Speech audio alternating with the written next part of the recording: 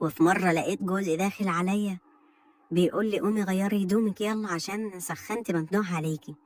أهلا وسهلا بيكم في قناة حكايات شو. النهاردة معانا قصة جديدة أتمنى تعجبكم، ولو بتحبوا محتوى القصص المختلفة والغريبة ما تنسوش تعملوا لي إعجاب واشتركوا بالقناة وفعلوا زر الجرس عشان يوصل لكم كل جديد. عاوزكم تركزوا معايا وتلبسوا الهاند فري بتاعكم. صاحبة القصة بتقول: أنا اسمي ناني من المنصورة، كبرت واتجوزت وأنا عندي 30 سنة. جوزي كان مهندس في شركات المقاولات الكبيرة اللي عندنا في المنصورة. كنا مبسوطين ماديا والحمد لله، ربنا كرمنا بفلوس وعربية ومرتاحين. ولكن يشاء القدر إن ربنا ما يرزقناش بالخلفة، مع إننا رحنا لدكاترة كتير وصرفنا أكتر، وكان كل الدكاترة بيقول لجوزي إن هي صعب جدا تخلف. بدأنا نتعود ونتقبل حياتنا، وجوزي كان متفهم جدا، وبصراحة من حبه ليا ما فكرش في الطلاق أبدا، خصوصا لسبب عدم الخلفة كان مني، ولا عمره مرة عايرني بالعدم الخلفة. وكنا عايشين سوا وراضيين. بعد 7 سنين لف على الدكاترة وتقبلنا الوضع وفقدنا الأمل خلاص.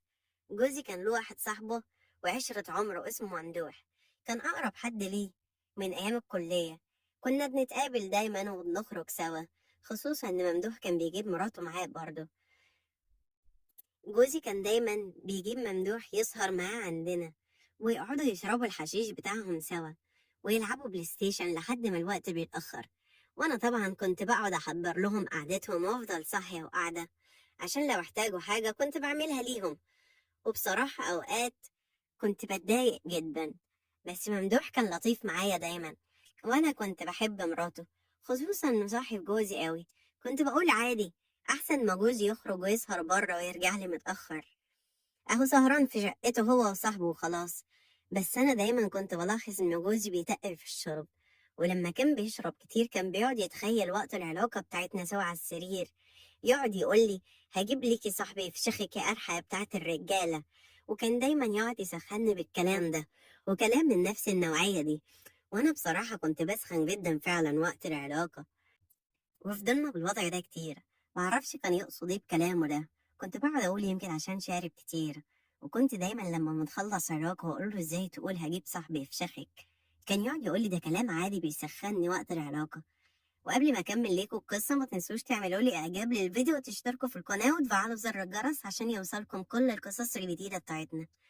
بصراحة انا كمان كنت بسخن وبستمتع، لدرجة انه خلاني اتخيل ممدوح صاحبه معايا وقت العلاقة من كتر الكلام اللي بيسخني بيه. وتعدي الأيام لحد ما في يوم جوزي اترقى في الشغل وبقى مدير مشاريع، وقال لي جهزي نفسك بقى عشان هنعمل حفلة يوم الخميس الجاي في البيت بمناسبة الترقية. وجاب ليا كل حاجة في السهرة، من شيبسي وبيبسي ومكسرات. اليوم ده لقيته كمان جايب بيرة، ودي كانت أول مرة أشوفه جايبها. جهزت لهم قعدتهم وقعدوا يلعبوا بلاي ستيشن زي كل مرة ويشربوا لحد ما تقلوا في الشوب قوي. كنت أول مرة أشوف جوزي كده، ما كانش على بعض وكان ضايع جدا هو وممدوح. الوقت اتأخر جدا وبقت الساعة 2 بالليل، وبعد ما خلصوا لقيت جوزي دخل عليا الأوضة ونط فوقي وأنا على السرير وقعد يسخني شوية. وأنا عمالة أقول له ما ينفعش، صاحبك دلوقتي قاعد بره هيسمعنا، استنى لما يمشي. ولكن تأثير الشرب كان واضح عليه قوي. قال لي هقوم أدخل الحمام واجي. فجأة لقيته داخل عليا هو وممدوح صاحبه. أنا ما كنتش مستوعبة أبدا اللي بيحصل، عشان أنا سخنت ممدوح عليكي قوي. فجأة لقيت ممدوح جنبي وجوزي قاعد يتفرج علينا وأنا وممدوح مع بعض. كنت مكسوفة قوي وما كنتش مستوعبة. ممدوح صاحب جوزي اللي كنت ساعات بتخيله هو اللي معايا بقى فعلا معايا. وممدوح زنقني، وساعتها حسيت إن جوزي قرني، ما كانش بيقول الكلام ده من فراغ. وأنا اندمجت مع صاحبه. ساعتها اتعودنا على الموضوع ده، وبقى ممدوح كل أسبوع يجي يسهر معانا.